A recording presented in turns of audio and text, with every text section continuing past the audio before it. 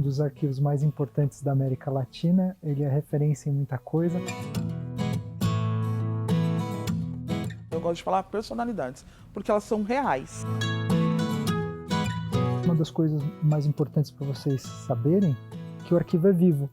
Poder ter acesso aos primeiros censos produzidos no Estado, datados entre 1765 e 1850. Buscar pelo número de matrícula de um antepassado que aportou no Brasil vindo de outro país. Manusear cartas que libertaram negros escravizados no período do Brasil colônia. Além de ver de perto fragmentos de projéteis e correspondências de sobreviventes ao massacre do complexo penitenciário do Carandiru. Esses são exemplos de alguns dos serviços e experiências que o Arquivo Público do Estado de São Paulo se propõe a prestar à população. Criado no fim dos anos 1800, o Arquivo Público é uma das repartições mais antigas do Estado e é a principal responsável por preservar e organizar tanto a memória paulista quanto a brasileira, desde o século XVI. O arquivo ele foi criado em 1892, mas ele remonta para uma prática de guardar documentos que já existia em São Paulo, pelo menos desde o século XVIII. 1721 é o ano que São Paulo se torna independente, como capitania de Minas Gerais. O arquivo é o órgão central de um sistema de documentos e informações para o Poder Executivo Público do governo de São Paulo. Então a gente atende os órgãos. Esse é um dos nossos principais atividades. A gente cria as regras para o trâmite e para a gestão da informação do que é produzido de documento, mesmo dentro do governo. Esses documentos eles são guardados por um período, eles são eliminados ou eles são guardados para sempre aqui com a gente. Então o arquivo ele determina quais são as tipologias dos documentos que são produzidas, como eles se estruturam, e determina o trâmite e também parte da questão do acesso a essa documentação de Estado. Eles guardam evidências. As evidências, elas produzem identidade, elas justificam a existência das coisas. E isso existe principalmente desde o Estado moderno. Você produz papel e daí você demarca as coisas. Você demarca as propriedades, o que é aquilo que é decidido, e daí os arquivos eles guardam esse tipo de documentação. E isso justifica a própria presença, a própria existência do Estado. Então a importância dos arquivos na sociedade moderna é a importância da soberania, de fazer com que o Estado se faça presente e se apresente para o futuro também. O arquivo entra em cada órgão, faz uma tabela dizendo quais são os documentos, qual que é o prazo de guarda desses documentos, se esses documentos devem ser eliminados ou guardados de forma permanente, porque eles têm um valor histórico probatório eterno. Quando os documentos são eliminados, a gente valida essa eliminação. A eliminação é muito importante, porque senão é um acúmulo que não permite a gestão. Então o Estado não sabe o que ele tem, porque você não elimina, porque você não regula. O Estado guarda para depois prestar contas do que fez para a sociedade, seja uma coisa boa, seja uma coisa ruim. Olhar para trás é um movimento de memória, uma ação tão importante que ultrapassa o próprio arquivo. As pessoas precisam guardar identidades e essa forma de guardar são múltiplas. Essa função mais importante hoje do arquivo é a transparência e é a sustentabilidade dessa informação que tem que ser depois acessada na transição no mundo digital, do papel para o digital. Então não é a documentação histórica, é a documentação que é produzida hoje. E isso coloca um desafio enorme para a gente, porque a documentação que é produzida hoje, especialmente depois da pandemia, ela passou a ser digital. Então a gente também ajudou muito nesse processo. Foi talvez o protagonista. Criou o sistema de trâmite de documentos digitais do governo. Falar de documentos históricos é também falar sobre a história das pessoas que ajudaram a constituir aquele momento. Esses arquivos estatais, eles guardam os documentos do Estado. Mas o que no fundo é o Estado? O Estado serve a sociedade, serve aos cidadãos e cidadãs. Então, todo o arquivo ele se reduz a um conjunto de rostos, a um conjunto de pessoas. O Estado lida, né, com a serialidade, com a escala dos milhões. E daí esse arquivo, esses rostos, eles se perdem, a individualidade desses rostos, elas se perdem nas escalas dessas estantes, né? Para a gente se comunicar com a sociedade, a gente tem que reconectar com as pessoas, com os direitos que estão aqui. Lidar diariamente com tantos fragmentos da nossa história acaba por inspirar a se aprofundar um pouco mais em algumas questões que ali estão arquivadas. A gente passou por um processo recente, né, de mobilização do arquivo para isso, e montamos uma exposição que se chama Presença Negra.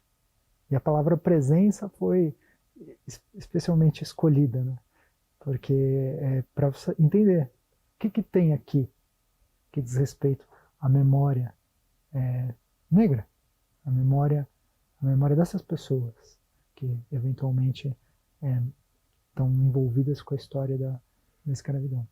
A gente achou que tinha pouco, né? Porque você faz inventário de testamentos. Quem tem posse, o escravo não tem posse, o escravo é uma posse. Mas o registro dele está lá. O censo, a família. A escravidão vem como um agregado. Está lá. E daí isso é fácil de responder. Então tá permeado por toda a sociedade brasileira. No fundo, a resposta para a presença negra a presença negra está em todos os lugares da sociedade brasileira, no seu passado e no seu presente.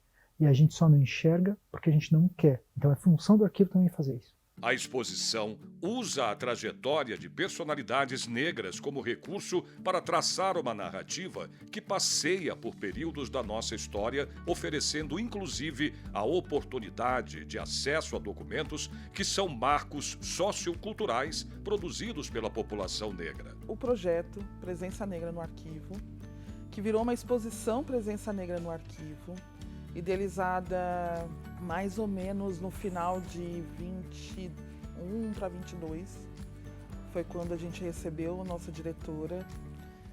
E a intenção dessa exposição foi dar voz, né? Eu não gosto muito disso, mas mais do que isso, colocar à tona várias personalidades.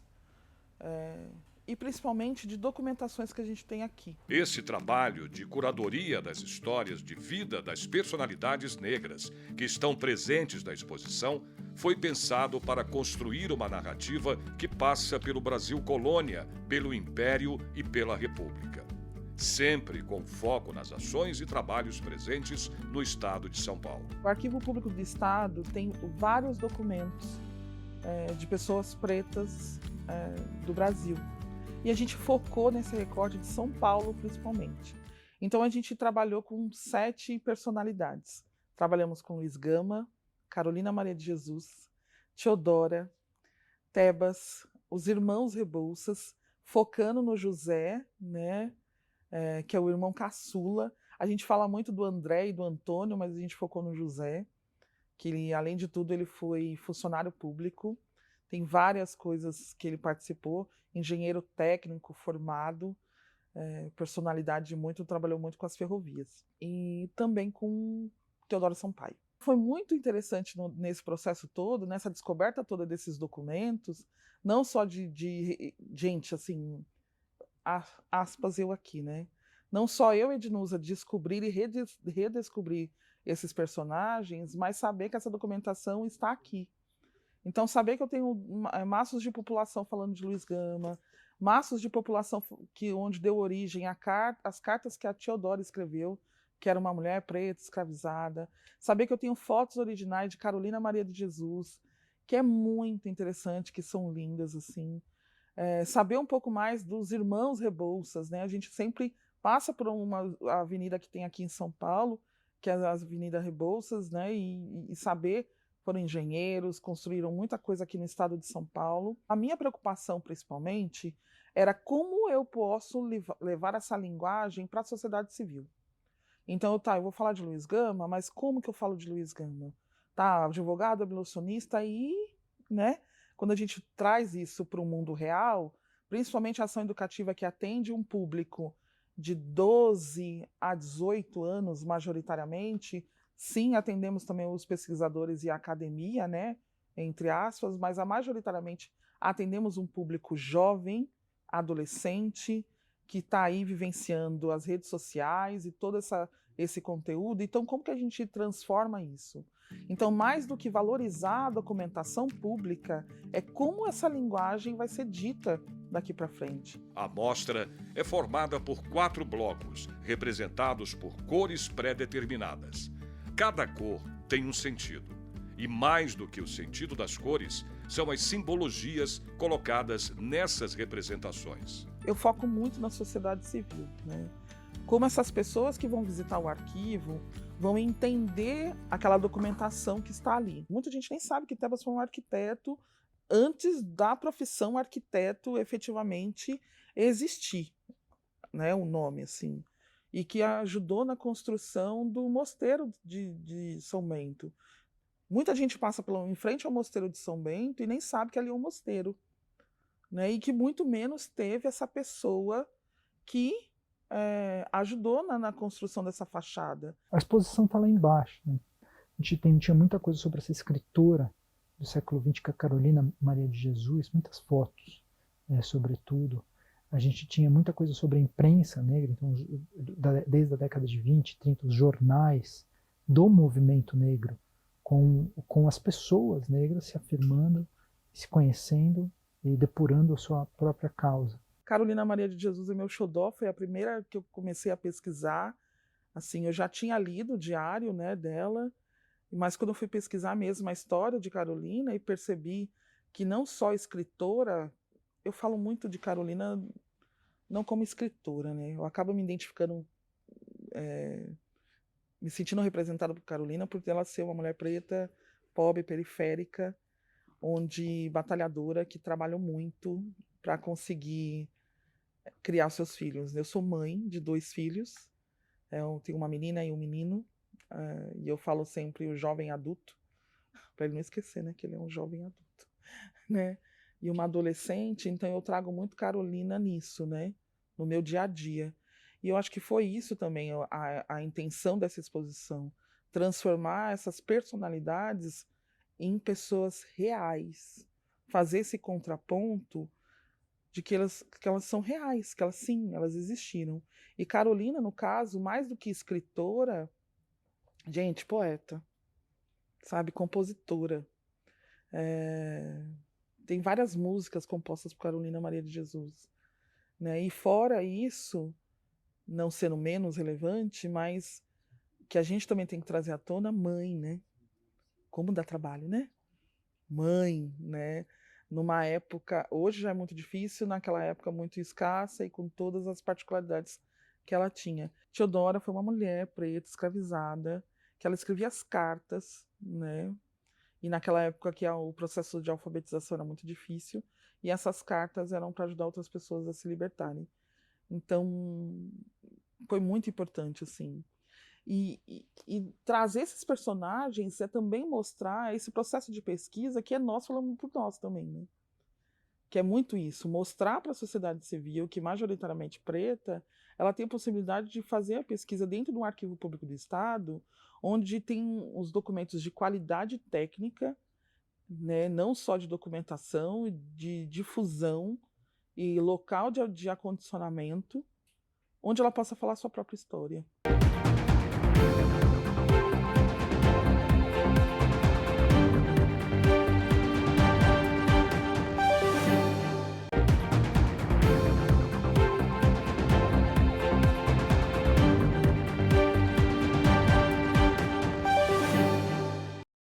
A oportunidade de manusear documentos, como relatórios, ofícios, listas, registros de fuga, cartas e documentos de compra e venda de pessoas escravizadas, sem dúvida nenhuma, aproxima as pessoas às dores de um período de escravidão e da luta de um povo por sua liberdade.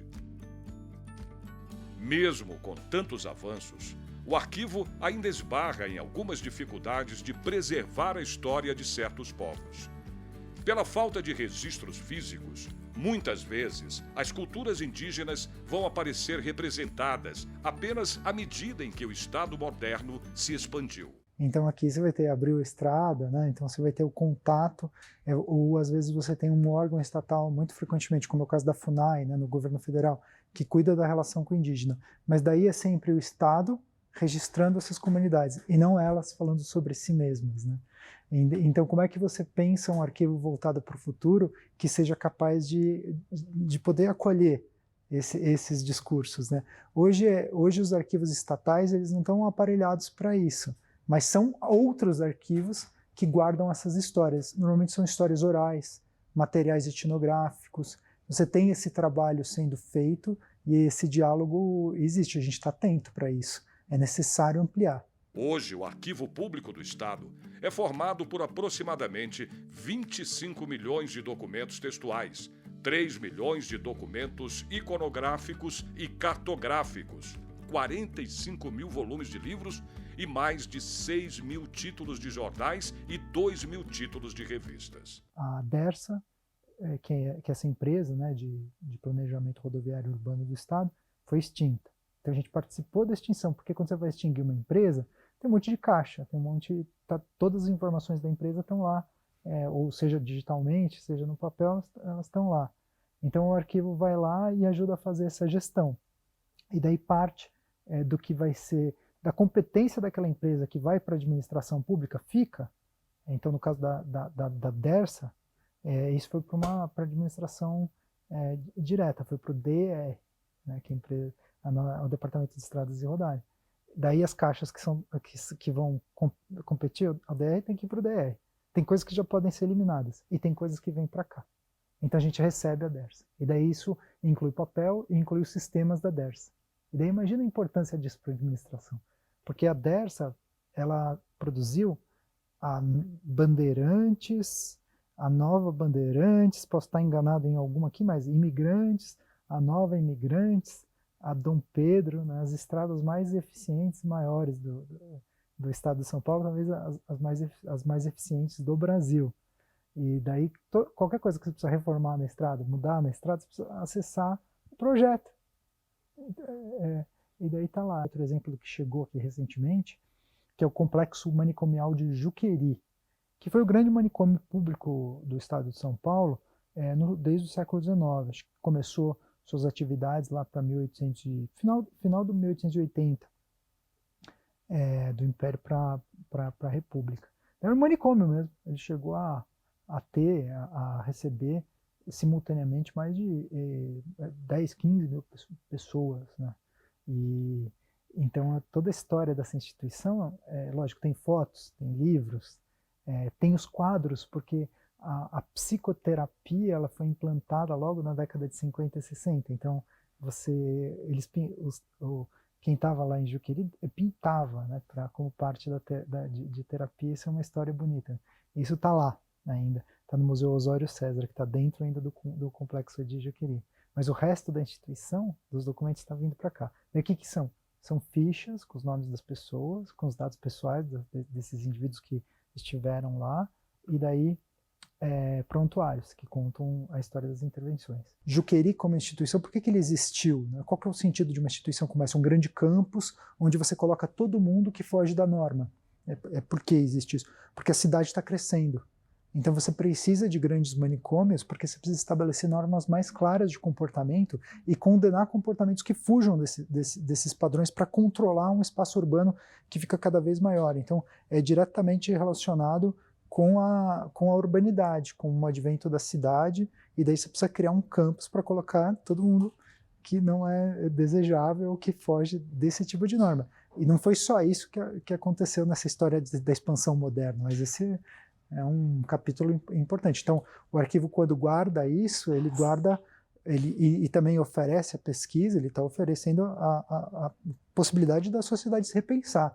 E daí você pode trabalhar só com uma pessoa que ficou lá, e que pode ter uma história sensacional, né? Tem gente, já tem trabalho sobre um interno, um pedaço de uma vida de uma pessoa que aconteceu lá dentro. Ou você pode pegar todo um tipo de tratamento, né, um tipo de prática que vai ser registrado naqueles prontuários. Né? Então, tem mil formas de você olhar para esse material que chega, e esse é um dos materiais até mais pedidos. Esse complexo ele tem vários prédios, muitos deles foram feitos pelo arquiteto Ramos de Azevedo, então são prédios históricos, tem um traçado, é um campus, um grande campus que fica no município de Franco da Rocha.